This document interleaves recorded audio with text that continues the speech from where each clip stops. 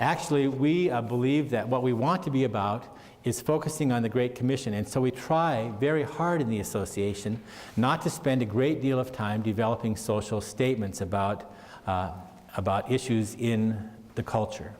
We believe that the Word of God is authoritative, and we try to let it be authoritative in our lives together. And we try to instead focus on networking and working together to fulfill Christ's Great Commission.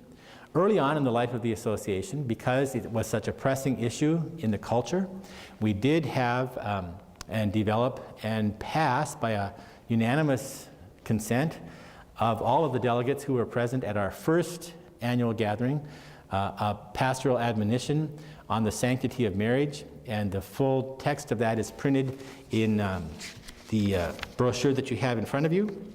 And it simply says that we affirm that God created us male and female, and that it is God's will and intention that human sexual expression and fulfillment take place only within the boundaries of marriage between one man and one woman.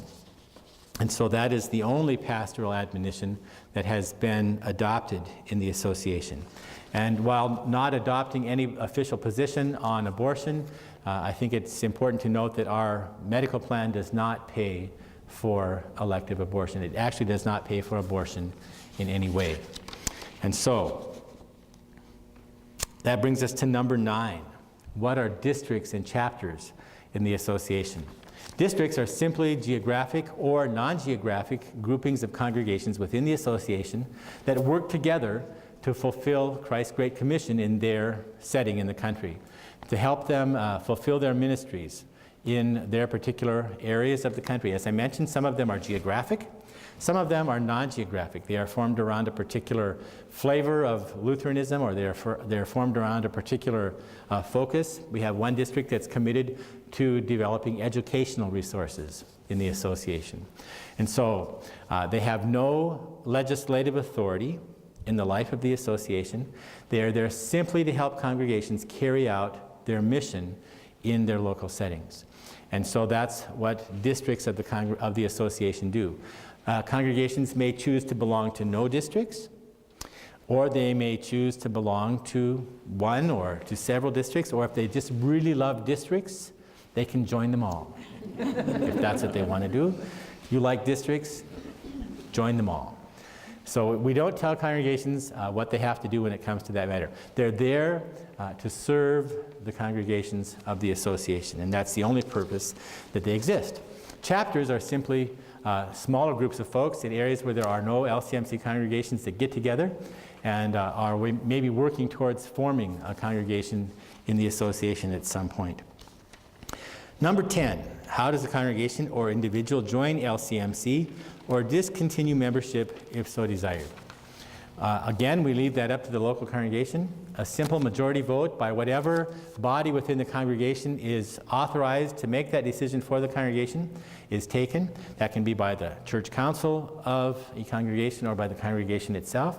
One vote of a 50% majority to join the association, and likewise, if the congregation decides to discontinue its affiliation with LCMC, one vote by that same legislative authority within the congregation to discontinue affiliation in the association. We make no claims to any congregation's property or to anything else that a congregation might have. We believe that if we're doing what God calls us to do, that people will want to be a part of the association. And if we're not, then it's probably best that people make the choice not to continue to be affiliated with us. And so we strive to be faithful to what God has called us to do as we move forward together. Those are the questions that people generally ask me wherever I go about the association. If you have other questions, there are a couple of things that you can do. One is that you can visit our website, and our web address is printed on both of the pieces of information that you have today. It's simply www.lcmc.net. And there you will find a whole host of information about LCMC and about the various ministries within the association. Or you may call the toll-free number that's listed there and talk to one of our staff persons. That would be me, or to Sharon. And we'll try to answer your questions about the association.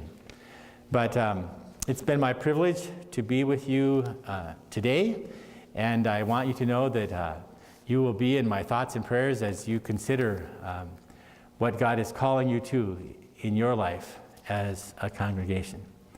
So, God bless you and have a great day.